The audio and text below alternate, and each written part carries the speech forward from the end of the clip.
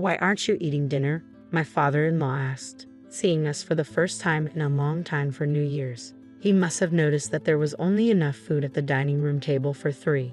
"It happens all the time." "What?" My father-in-law looked curiously across the table at my mother-in-law and husband. "What exactly do you mean by it happens all the time?"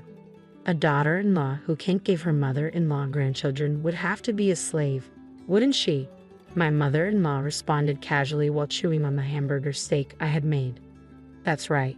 Ruby is our slave. She stays in the kitchen to take care of us while we eat," my husband chimed in, echoing his mother's sentiment.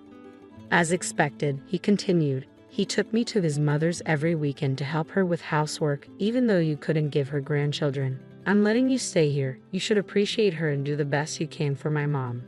I didn't want to go to my in-laws' house, but I had made a commitment. Even if I refused to go, my husband would verbally force me. He knows I have a short temper and difficulty finding my words. "Mom, I brought a slave. He even greeted me that way recently." "What are you talking about?" My father-in-law seemed offended by the way my mother-in-law and husband referred to me as a slave. "That's not how a normal family with children behaves. Ruby, it's not your fault. You should stop bullying her." "What do you mean? You're the one that lives so far away, so stay out of the problem," my husband snapped back. "That's right, Dad. Don't tell me what to do. You didn't have to watch Mom lose the possibility of having grandchildren," my mother-in-law added, with a tone that sounded like they were mocking my father-in-law. I tossed the coffee beans in the grinder while listening to their conversation. My mother-in-law and husband always ordered me to bring them coffee as soon as they finished eating. I was so busy with shopping for my mother-in-law that I only had time to eat a piece of sweetbread earlier. "Come on, I'm hungry too. I'm not sure what I'm doing," I muttered to myself as if escaping from the grinder's blade. A single coffee bean fell to the floor. "My name is Ruby, and I'm a 37-year-old housewife. During the weekday lunch hours, I work part-time in the kitchen of a family restaurant. My husband and I rent an apartment. I used to work at the same local bank as my husband, but I left 3 years ago to focus on fertility treatment. We were unable to have children, so we sought medical attention and were told that the problem was on my side. After a year of treatment, I was told that it is impossible for me to get pregnant. My mother-in-law and husband changed shortly after that. Originally, we were both working and managing our own income and budgets. When I decided to leave my job, my husband took on the responsibility of covering our living expenses. He managed our savings, paid the bills for rent and insurance, and started giving me a monthly allowance. At first, we were able to live comfortably on $1,000 a month. However, when we stopped pursuing fertility treatments, my husband suggested we could save money. "Since we don't have fertility treatments anymore, you can save money," were his first words after we made the decision to stop trying to conceive.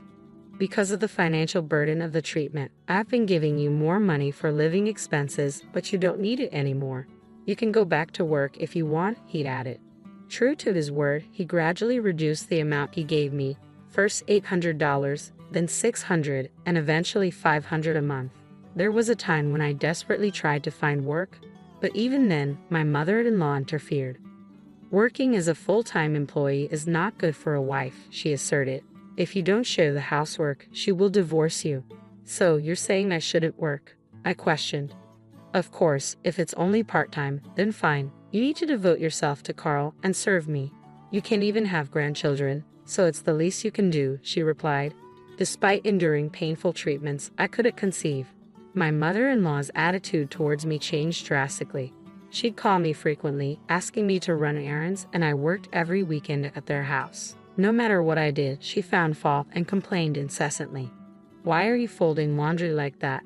Why not put the corners together and fold it correctly and neatly?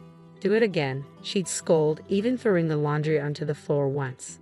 It seemed like she relished in hurting me. One evening after dinner, my father-in-law noticed my distress and offered to take me out for a drink. "I'm going out for a drink. Do you want to join me?" he asked, showing concern for my well-being. His kindness touched me deeply, and I couldn't help but cry. "I saw that, and if you want, you can vent to me," he reassured. He took me to a local bar where we sat across from each other, sharing a beer and a whiskey soda. As we ordered mixed nuts and a salad, his compassionate presence was a welcome relief from the turmoil at home. I could tell Elizabeth and Carl were being rude to you, my father-in-law began, taking a sip of beer. He listened attentively as I poured out my grievances about how his wife and son had treated me since I stopped fertility treatments. I'm blamed for not being able to have children and am forced to run errands, I confided. My husband wouldn't let me work full-time, and he's reduced my living expenses since we stopped the treatments. Now, he only gives me $500 a month. What I hate most is being called a slave, I continued. Elizabeth is not happy unless she gets her way.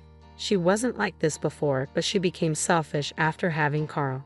She would yell at me so much that I began to dislike her, and now we pretend to be a happy couple. Do you think it's because he doesn't want to be with me? I'm jealous my father-in-law has a place to escape to, I admitted. You're not tough enough to make yourself heard, he observed. Yeah, but venting to you makes me feel better, I admitted gratefully. Good, that makes me happy, he said before we had one more beer and one more whiskey soda before leaving the restaurant. However, as soon as we arrived back home, the situation escalated. I'm back, I announced as I opened the door, only to find my mother-in-law and husband standing there. Dad, did you have a night out with my wife? My husband questioned, eyeing both of us. What? I just invited Ruby for a drink, my father-in-law clarified. What kind of relationship is this that you can go out for drinks together? My mother-in-law interjected angrily. Just like your husband said, I retorted, feeling the tension mounting. What are you thinking, Ruby? Isn't it wrong for a wife to go to a bar with a man? You can't give me grandchildren, but you still have desires, my husband accused, joining in the finger-pointing. Enough, a powerful voice echoed as if thunder had struck. My father-in-law was enraged, staring down Carl and Elizabeth. What is it with you? All I wanted was for Ruby to relax, he thundered, his anger palpable. The rage sped up my heart rate, I thought, noting the intensity of the moment. Mild men or people can become more difficult to deal with when injured, I mused, watching Elizabeth shudder at her name being called. Was she scared of him, or did she have something to hide? You said what kind of relationship do you have with your father-in-law that you go out drinking together? My husband challenged. That's my daughter-in-law is treated like a slave, and I took her to get her mind off it. That's what happened because of Ruby, my father-in-law clarified, cutting through the tension with his explanation. I can't have grandchildren, my mother-in-law's accusation hung in the air, a barb aimed directly at me. The words ignited a desire to yell, to defend myself against her constant blame for not providing her with grandkids. How can you say that when you hate children? I wanted to retort, but I bit my tongue. Yet even in my silence, I couldn't shake the urge to challenge her unfair judgment. Well, grandchildren are different than other children, aren't they? I finally spoke up, my voice edged with frustration. That said, I don't think you wanted grandchildren enough to treat Ruby like this. You're just making an excuse to point the finger at her. My mother-in-law seemed about to respond, but then she abruptly averted her gaze. Was she tongue-tied or perhaps fearful of her husband's reaction? Carl, wait, my attention shifted to my husband. I heard you only give Ruby $500 a month for living expenses. Do you keep the rest of your salary? I probed, unable to ignore the discrepancy. No, I pay rent and insurance, he countered, but his evasive response left room for doubt. As the silence stretched, he seemed unable to conjure a convincing explanation. I came here to discuss our future. Let's get right to it, my father-in-law intervened, leading us to the living room. What do you mean discuss our future? Just sit down, my mother-in-law commanded, her tone imperious. Make some coffee first, Ruby, she ordered, her words laced with condescension. But my father-in-law's sharp rebuke cut through the air. Don't tell her what to do. I complied silently, sensing the tension crackling around me. As the coffee brewed, my father-in-law resumed speaking, his tone authoritative. I'll be retired in a few years after my current assignment ends. I won't be living with you anymore. The revelation left my husband and mother-in-law stunned. What do you mean? They both protested in unison. We've been masquerading as a couple for years, so we no longer need to live together, my father-in-law explained calmly. I'll live where I want, and you can stay here. But my mother-in-law's panic was palpable.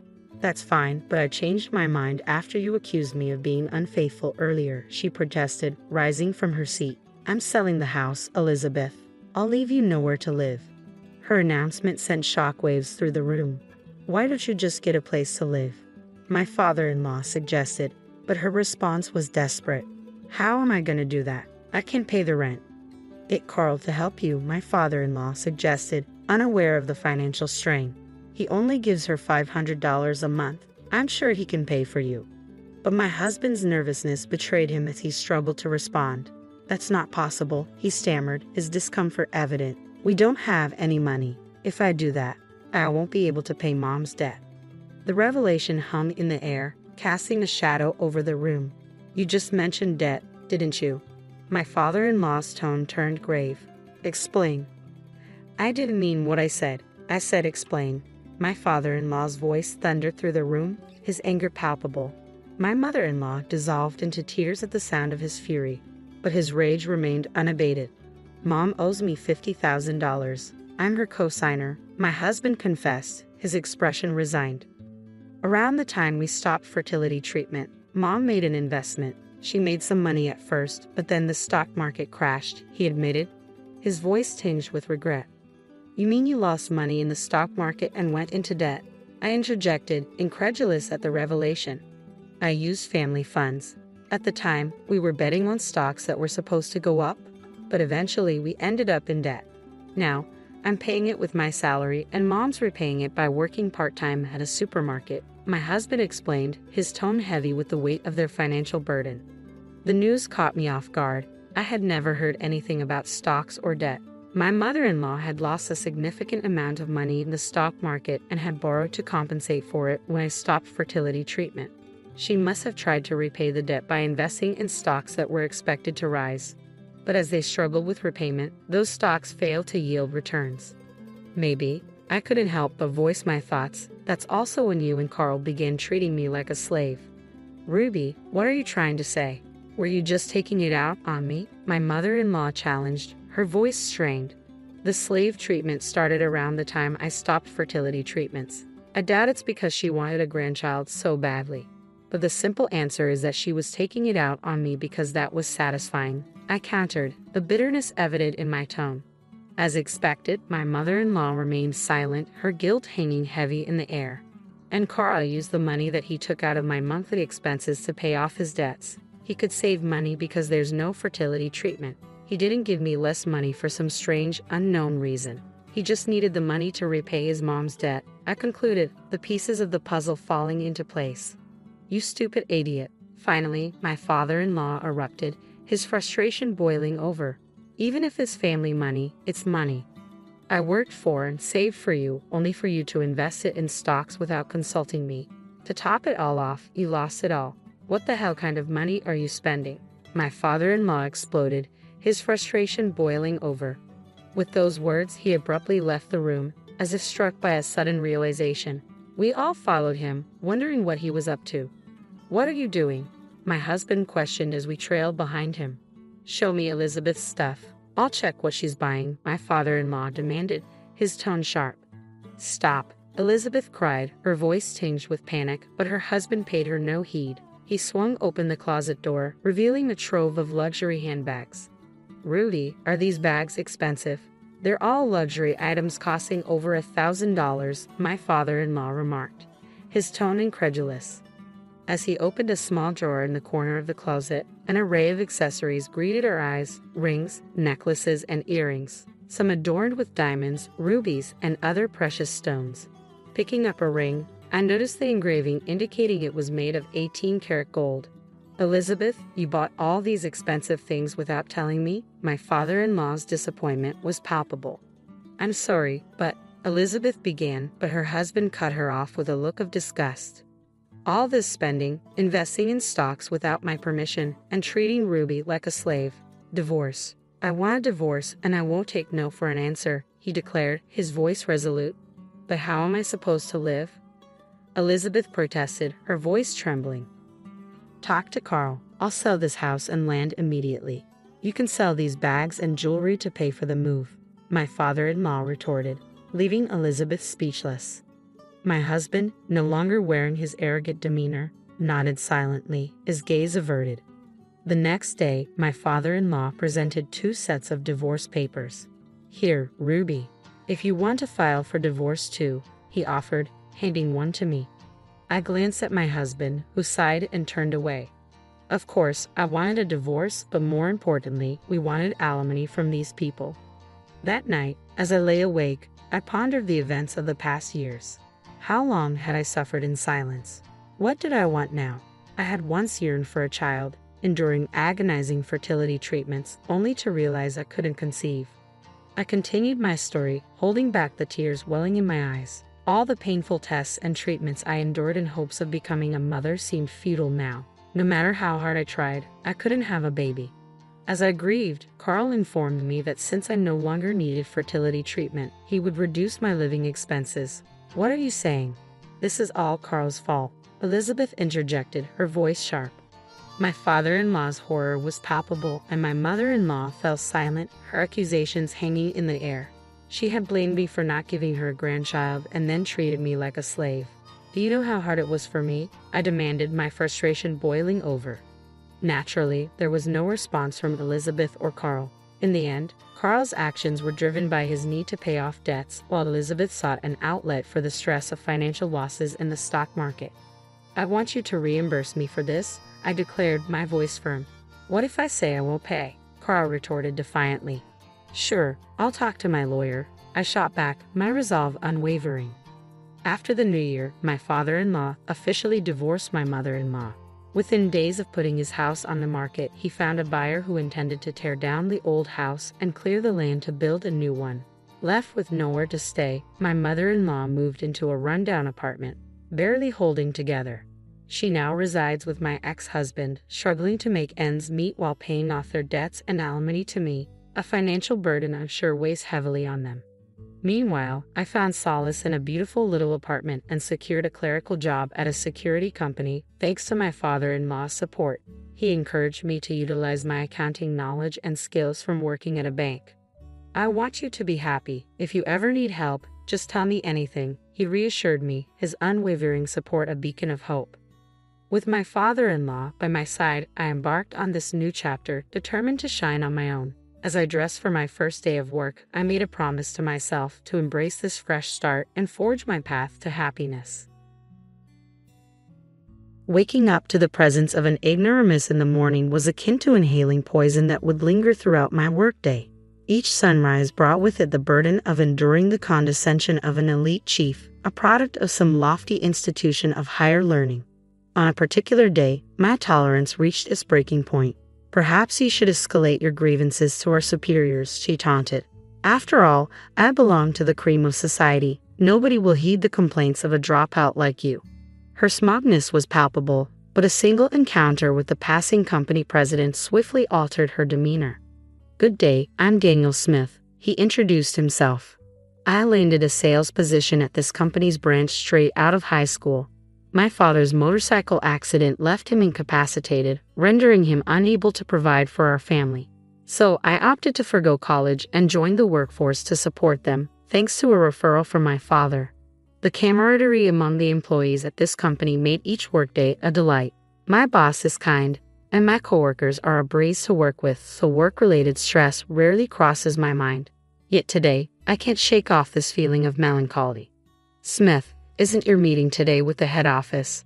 a colleague inquired. "Yeah, it is." "Seriously, that means they'll be here, right?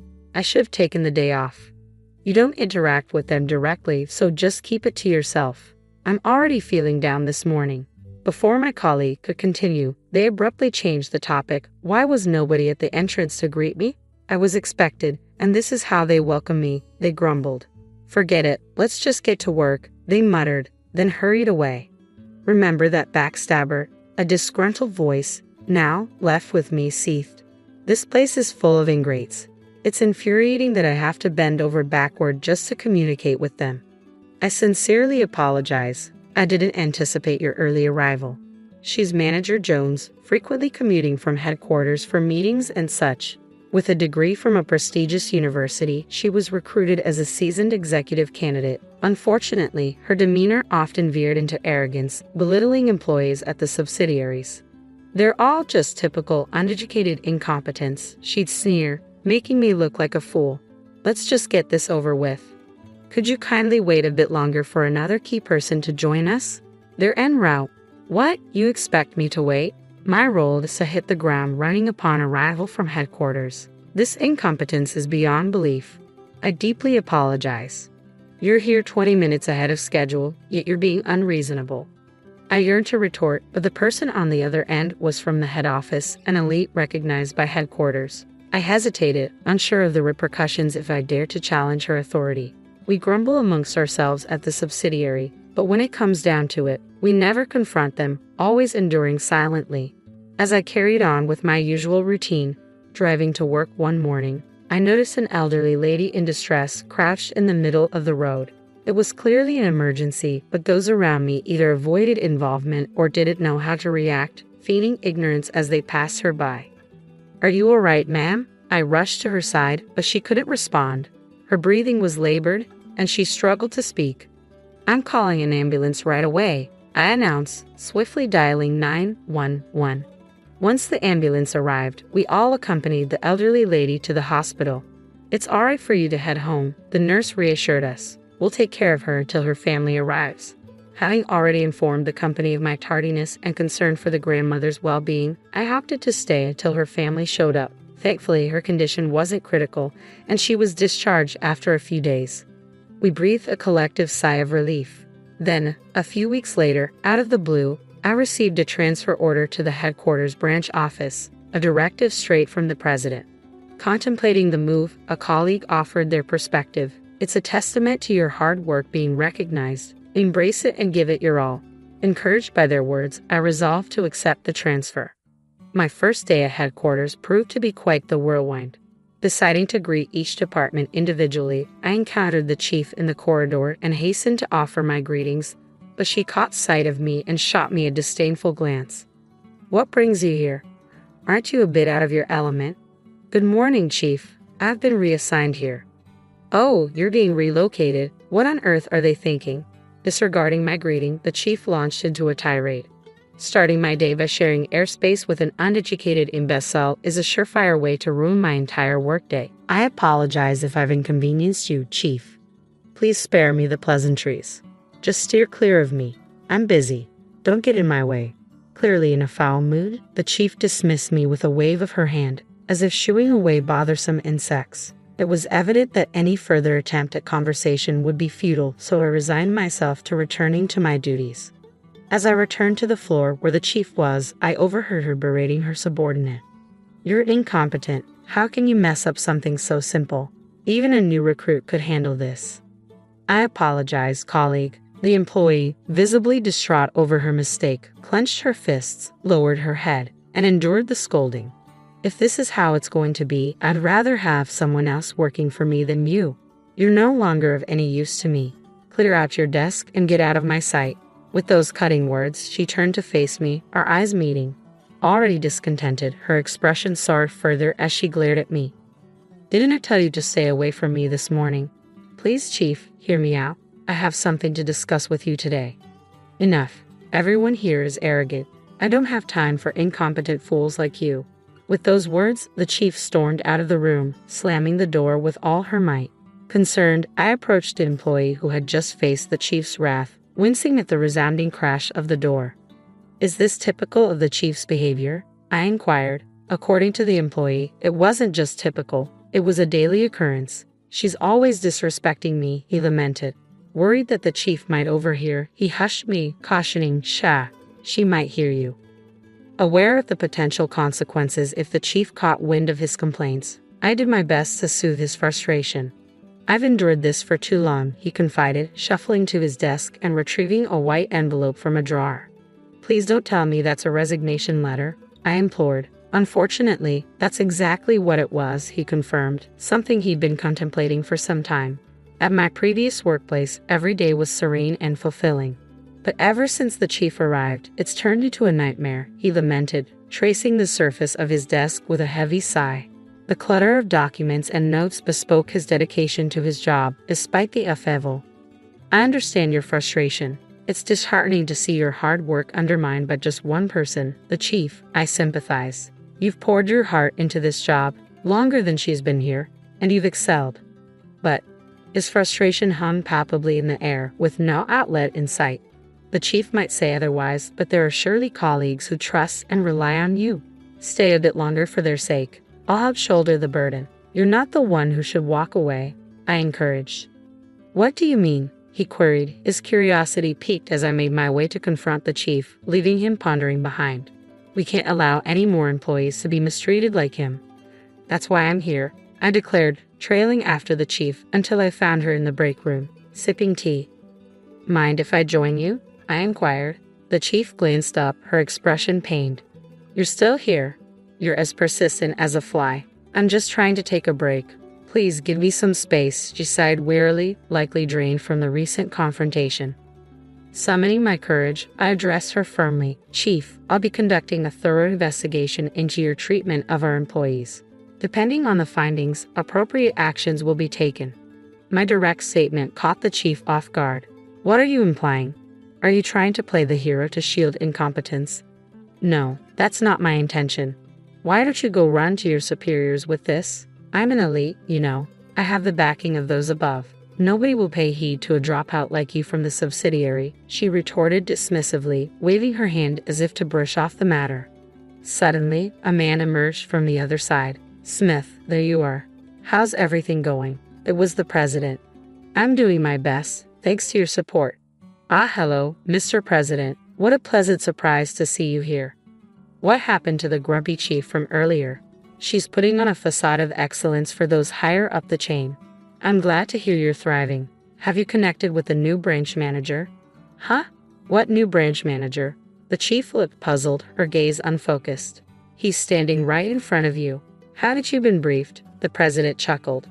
This inept employee from a subsidiary company. You're quite the comedian, boss, the chief scoffed, joining in the laughter. The president, however, regarded her with suspicion. What are you talking about? Are you suggesting I'm joking? Understand this. He's now the brand manager of this branch office. It's impolite to label him incompetent, the president admonished. What on earth? The chief shot me a scowl. You didn't bother to inform me earlier, did you? I've already informed the rest of the department. Oh dear, such a rude and ill-informed individual. The chief's face flushed with anger, and she looked on the verge of collapse. Observing the situation with reluctance, the president finally spoke up. Let me shed some light on this remarkable opportunity. This company belonged to his father. Due to a car accident injury, his father couldn't manage it, so I took over. Is he the former president's son? The chief inquired. That's correct. I've been urging him to relocate to headquarters, but he's quite adamant about staying put, the president explained. I apologize. I have a fondness for that place, and I found it satisfying, I replied. What prompted your unexpected arrival here? Why didn't you just continue at the subsidiary? The chief interjected, momentarily forgetting the president's presence as she directed her query at me. The president, accustomed to seeing the chief in a more composed state, was visibly taken aback, his eyes widening in surprise. I made a heartfelt plea to him. He's my mother's savior, her benefactor, I clarified. What about the president's mother? The chief pressed further. Yes, the elderly lady I rescued a few weeks ago happened to be the president's mother. When he arrived at the hospital entrance and found me waiting for her family, I was surprised. I later learned that he was the one who had immediately come to her aid, calling for an ambulance while others ignored her. I felt he deserved better than being relegated to a subsidiary. So, you personally appointed him as branch manager, the president confirmed. That's correct, he nodded. I had my doubts about my qualifications when I was first appointed as branch manager, I admitted. Coming from a subsidiary, it was a sudden shift to leading at the head office. But after hearing from the president and receiving a call from my father urging me to support the company he had built, I made up my mind. That's precisely why I've appointed him as branch manager. Moving forward, I expect you to show him the respect he deserves and heed his directives, the president admonished the chief sternly before exiting the room. That's the explanation, chief, I reiterated as I faced her once more. You've been mistreating not only your subordinates but also those under your direct supervision. I understand the frustration and pain of being belittled simply because of lacking formal education. No. The chief collapsed into her chair, tears streaming down her face as her pride took a severe blow. It was no small shock for her to suddenly find herself outranked by someone she had long looked down upon for their perceived lack of education. She even threatened to have me dismissed. With that, my ordeal came to an end. The following day, a comprehensive investigation into the chief's conduct was conducted. Numerous employees and subordinates came forward with accounts of her egregious behavior. As a result, disciplinary action was taken. Upon receiving the news, the chief left the company without a word, her spirits seemingly drained. The chief appeared visibly distraught. Considering her high self-esteem, it was understandable. "By the way, are you certain you want me to replace the chief?" I inquired. "I have full confidence in you," the president affirmed. With the chief dismissed, he appointed the individual who had previously endured her wrath. This employee had a long tenure with the company and showed unwavering dedication to their work. Naturally, I had thoroughly vetted his past performance, knowing he had first-hand experience of the frustrations and mistreatment under former Chief Jones. I knew he wouldn't repeat the same mistakes and would prove to be a compassionate leader who understands his employees' feelings, I explained. As for myself, I endeavored to approach my role from the perspective of the employees, not solely as a branch manager. Drawing from my positive experiences with a subsidiary I had previously worked with, I conducted regular interviews with staff, seeking their input. I also organized training sessions for employees in leadership roles, striving to foster a more supportive environment. Through these efforts, the company's culture gradually improved, resembling the positive atmosphere of the subsidiary where I began my career. Will Smith, I apologize for what happened with Jones, but thanks to your efforts, this company is thriving, the president acknowledged. "Oh, I'm apprehensive," I admitted. At a later meeting, I found myself summoned to the president's office for a casual coffee chat. He wanted to discuss the recent developments in the workplace. I'm not getting any younger, eventually. I envision Will stepping into my role, the president shared. "With all respect, Mr. President, I don't see myself as presidential material," I responded. "Why not? Your father would have wanted the same," he countered. "I aspire to remain aligned with the employees, working alongside them to support the company and engage with our customers. Once in the president's seat, that connection may become strained," I explained. The president frowned at my words before abruptly excusing himself. "You have a unique sense of humor. Most would leap at the opportunity," he remarked upon his departure. Am I considered eccentric? I wondered aloud. No, it's refreshing. It's exactly the kind of mindset we need in a Smith, he assured, giving my shoulder a firm tap. "You have a meeting coming up, don't you? Get back to work." I filed for divorce. A poor wife is useless after all. My husband shocked me with these words. Moreover, while I was away on a business trip, he not only filed for divorce but also married his lover. He said, "You married me for my wealth, right? I won't fall for that, so give up any claim to the property." As if I married him for his money.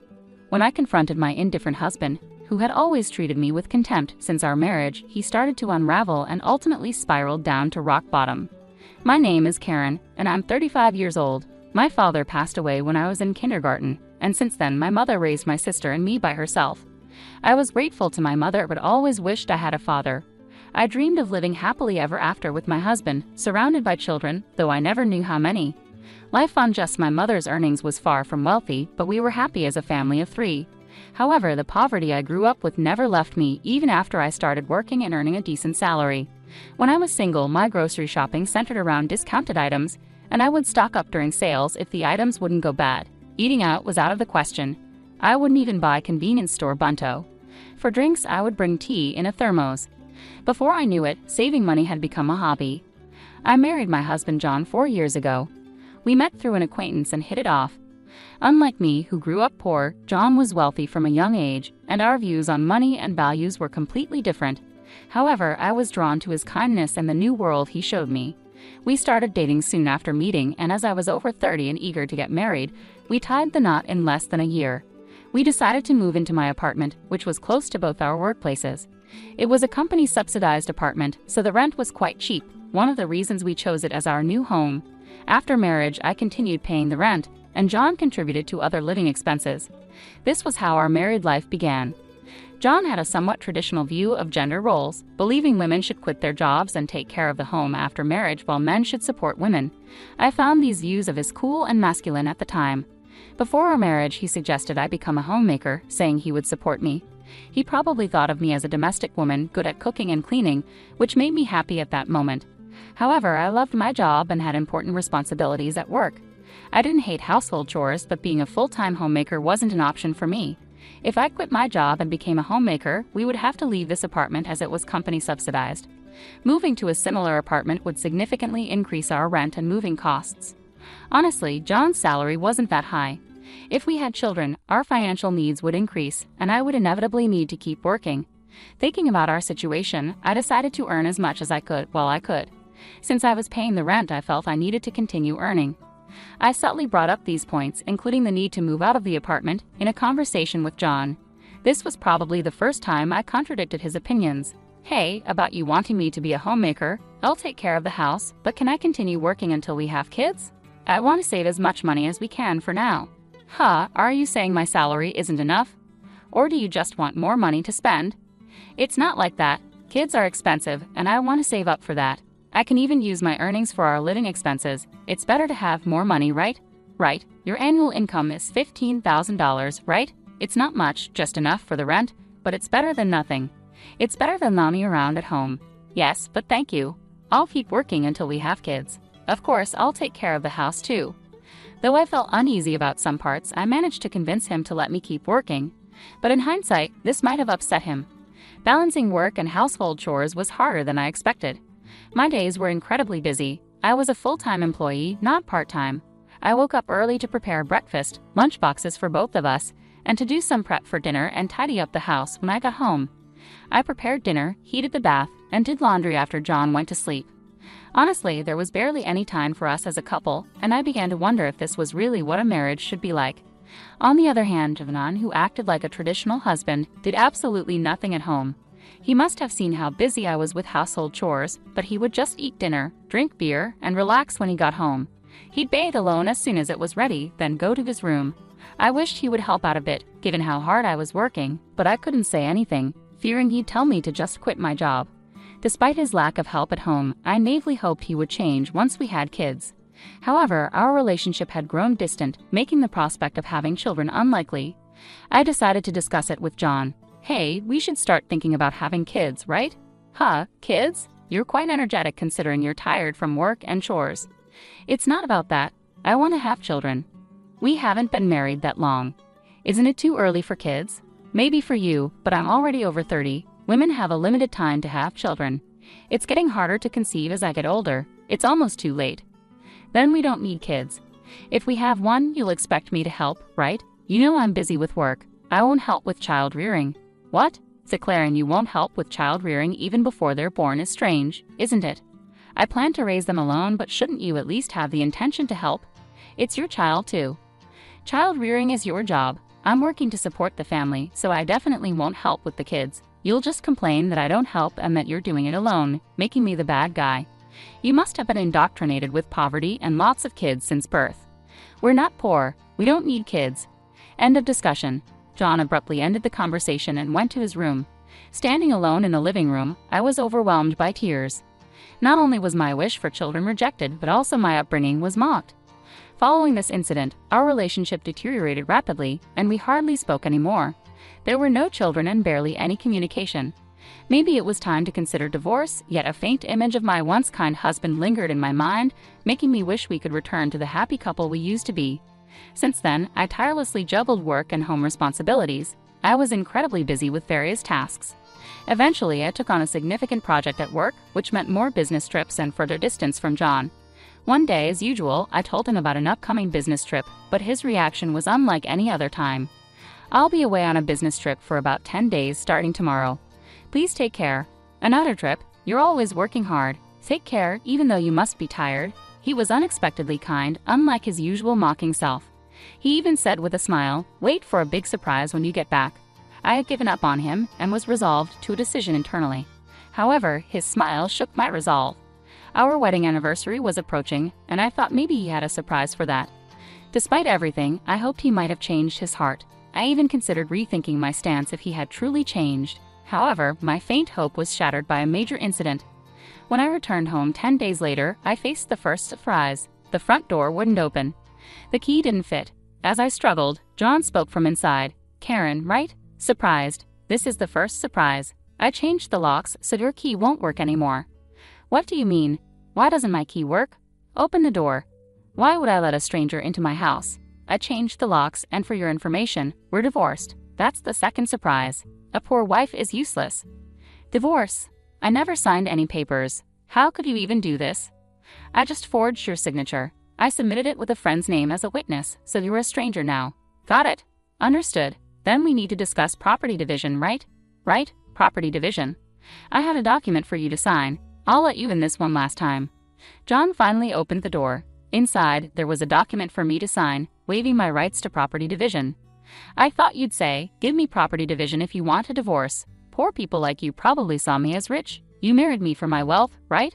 I won't fall for that, so waive your rights to the property. What? I never even thought about property division. I hadn't even considered divorce. So you'll also waive your rights to property division, right? How much property do you think a poor person like you has? A few thousand in savings at most. I don't need that. I have more assets, so if anyone is doing the dividing, it would be me giving money to you, not the other way around. Don't you get it? Is that so? Well, that doesn't matter. Let's change the document to reflect mutual renunciation of property rights and make it a public document, I retorted stubbornly. Afterward, John redid the document on his computer, deciding to make it a public document. However, it would be some time before we could submit it. I decided to pack my things and leave the house for the moment. As I was leaving, you scorned me until the end. You are poor. I thought about throwing away your belongings while you were on your trip, but you barely had anything. Always wearing the same clothes, typical of the poor. The reason my belongings were few at that time was deliberate, part of my plan. The only unexpected thing was John changing the locks without my knowledge. A few days later, as expected, a panicked John called me. Karen, what have you done? What do you mean? I haven't done anything. Why are you panicking? I have a lot of questions. First, I was told to leave the apartment. Oh, you were still living there. That's not allowed. It's a new month. You're trespassing. Trespassing? But it's my house. Are you okay? Did you forget that was a company apartment I rented? I was the leaseholder, so naturally, you can't live there anymore. That's ridiculous. How could you do this? I can't believe you didn't know. I'm not the one who should be accused of doing things on my own. Didn't I tell you that you can't just change the locks of a rental apartment? It's my house. I can change the locks if I want. Didn't you listen? It was my leased apartment. Even if you were the leaseholder, the owner is the apartment manager. You can't change the locks without informing them. Is that so? Also, I terminated the lease while you were away. You terminated it so early, I was allowed to live there until this month. I was planning to return, but now you've unlawfully altered someone else's property, which could be considered criminal damage. Wait, criminal damage? Is that why the police are at the front door now? I'm too scared to open it. I replied calmly, so the police did come. Don't worry, it's probably not for trespassing or criminal damage. It's better to talk to them. Why do you know about the police? Because I reported you for filing the divorce papers yourself. It seems like you've committed crimes like forgery and fraudulent use of a private document. Divorce papers can be filed by one person, but only with mutual agreement and personal signatures. Since you forged my signature and the witnesses, it's obvious that it's a crime. John seemed unaware of his guilt. I continued pressing further. So the divorce papers you submitted are invalid, and your marriage with Susan can't happen either. How do you know about Susan? Did you think I knew nothing? I had a private detective agency thoroughly investigate your affair with Susan. It was a busy time at work, and coordinating with the agency was tough. Plus, you've even held a grand wedding ceremony while I was supposedly on a business trip. Are you saying your business trip was a lie? Yes, I took leave from work despite being busy to do some research and prepare documents. I knew about you bringing Susan home. It would have been impossible to gather this evidence while working. After I revealed everything, John was speechless and seemed quite downcast, even over the phone. Then he pleaded with me. Please don't tell Susan I'm divorced. Why would I? There's no such fact to tell. Really? Thank you. Are you misunderstanding something? When did you become divorced? That fake divorce paper is invalid, remember. So legally, you're still my husband, not divorced. What? Since you committed adultery while legally my husband, Susan needs to pay compensation. I sent the demand for reparation to her house yesterday by express delivery. She didn't know you were married, right? I can't withdraw the claim at this point. I already knew Susan believed John was single, but I deliberately sent the reparation demand anyway. Since Susan hadn't contacted me yet, she likely hadn't received the letter. It should arrive soon. Should you be on the phone with me when you also have to deal with the police? You're busy. I'll ignore the police. I won't be arrested. I'm going to Susan's house now to get the letter back before she or her family can accept it, he said, hanging up abruptly. He probably went straight to Susan's house to wait for the postman at the front door. I knew it would be futile because the letter was sent as registered mail to Susan only. Even if he waited for the postman, he couldn't receive it. A few hours later, a dispirited John called me. According to him, there was an incident when the postman arrived. Finally, I'll take that envelope. Who are you? You don't live here, right? I'm practically a resident here since I'm married. I have the right to receive the mail. I see, but I can't give you this envelope. It's registered mail for Susan only. What? Give it to me. Absolutely not. If you're so eager, ask Susan for permission. What's going on here? Susan asked as she approached. Oh, John, what's all this noise? What's happening? Susan, this is registered mail for you. This man insisted on taking it. Sorry for the disturbance. Now I'll be on my way. What's this? A demand for reparation. John, you were married. What's going on here? Sorry, it's just, she's an ex-wife from a long time ago. I was embarrassed to say I'm divorced. I'm sorry for keeping it secret. But it's strange, isn't it? We haven't been dating long, and a demand for reparation. If you were divorced before we started dating, there shouldn't be any problem, right? Well, my ex-wife is crazy. Maybe she's demanding reparation out of spite because I got married. That was the excuse he gave, but such a lie was quickly exposed. The envelope included a letter I wrote along with my contact information.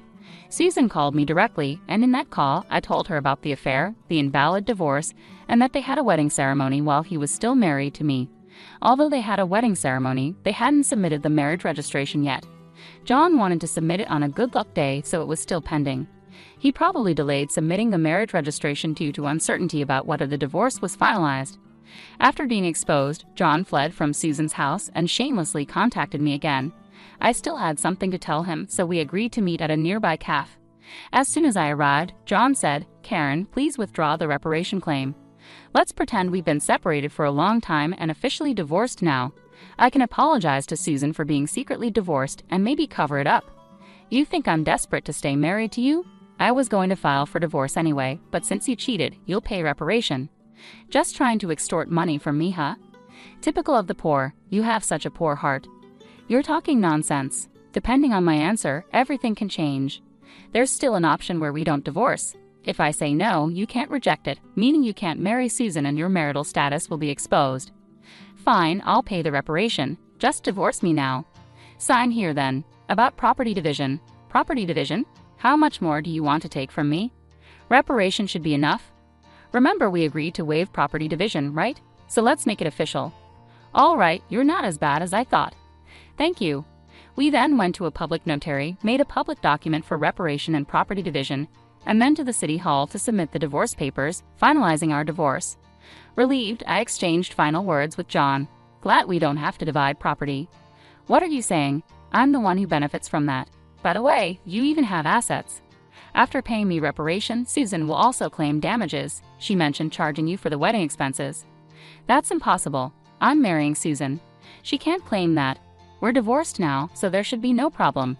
Still living in a fantasy. You committed marriage fraud. You had a wedding while still married. You think Susan still believes you? Marriage fraud? That's ridiculous. Susan will believe me. Believe that if you want. I heard from Susan directly. Also, weren't the guests at your wedding paid actors? You still owe them. You knew about that. I hadn't paid them yet. What does it matter to you? You could have just taken property division and been better off. That's what I wanted to tell you. Even if we had divided property, you would have benefited more. What are you talking about, poor woman? Your family is poor and you only make $15,000 a year, right? Even if you got a raise, it would be barely $20,000. You don't have any property. You keep calling me poor, so I thought you might be mistaken. Yes, my salary is indeed $15,000, but you know I work for a foreign company, right? It seems you have no interest in me, but I became a director of the American branch. It's not $115,000 per year, but per month, $155,000 per month. So that's an annual income of $100,000. You're still bad with numbers. How do you manage to keep a job? It's $1.8 million a year. $1.8 million? That can't be true. Of course it is. I haven't had the chance to spend such an amount, so I've been saving it for the future. The savings from before our marriage aren't part of the property division, but there's still a considerable amount since our marriage. I could have received half of that in the property division. You were my destiny after all. I'll get the divorce papers corrected. Are you okay? After all the contempt, you think I'd gladly undo the divorce? If you have that much money, you don't need to claim reparation, right? It's just a small amount for you. He who laughs at a cent will weep for a cent. This reparation is for the mental anguish you caused me. Honestly, I'd like to claim more. Since we've made it official, make sure to pay it, even in installments. I'll be penniless. Also, don't go back to that apartment. Your belongings should have been moved to your parents' house by now. You thought I had few belongings, but that was because I had already moved most of them. Were you that indifferent to me? I can't have so little, so I have to go back to my parents' house. They don't know anything yet, do they? Let me explain. Don't say anything. I've already told them everything. It's only right to explain why we're divorcing. Oh, and your father said not to ever step over our threshold again. So I have nowhere to go. He collapsed, and I left the cafe. Later, I heard he caused trouble at the police station. Despite my advice, he went back to the apartment and sat there aimlessly until the manager called the police. He was taken away, though I'm not sure if it was for obstructing public duties, trespassing, or for the falsified divorce papers. Eventually, his parents took responsibility for him. After talking with me and learning about Susan, they decided that apologizing and paying damages to Susan's family came first. They went to Susan's house, knelt in front of her family, and settled everything without pressing charges for marriage fraud, even paying for the wedding expenses. I had expected them to sue, so it was disappointing they didn't. So I decided to pursue legal action against John for forging the divorce papers. John offered a settlement, but I didn't withdraw the lawsuit. I didn't want him to think everything could be solved with money. I wanted him to understand the gravity of his actions. Even if it cost time and money, I left everything to my lawyer, so it wasn't too burdensome for me. Dan was exposed for his actions and the marriage fraud at his company, leading to his eventual firing. He ended up living at his parents' home, working all day at a relative's construction company. His father took all his earnings, leaving him with no income. I thought his parents wouldn't abandon him, but they were stricter than I expected. They paid my reparation and Susan's compensation, planning to make him work like a horse until he repaid everything. He lived in a shed-like place with no electricity, receiving only $5 per day for food deducted from his salary. They planned to disown and kick him out once he repaid everything. A harsh fate. After years of hard work, I was offered a position at the head office abroad, so I moved overseas after the divorce was finalized. I worried John might come to me for help or harbor resentment, but moving abroad alleviated those concerns. I thought work would be my partner for a while, but soon I found a new relationship. I'm now dating a foreign executive at our head office, and I'm pregnant with plans to marry soon. I told him everything about my past and my ex-husband, and he's understanding. I'll take maternity leave and plan to return to work later, supported by him. He's enthusiastic about taking paternity leave and co-parenting, showing a different cultural perspective. After being tormented by my ex-husband, I finally feel I'm grasping true happiness and confidence in building the happy family I always dreamed of. Many suffer due to selfish spouses. While divorce isn't always the right choice, enduring silence isn't a virtue. It's important to know that honest discussions can lead to resolutions, and sometimes divorce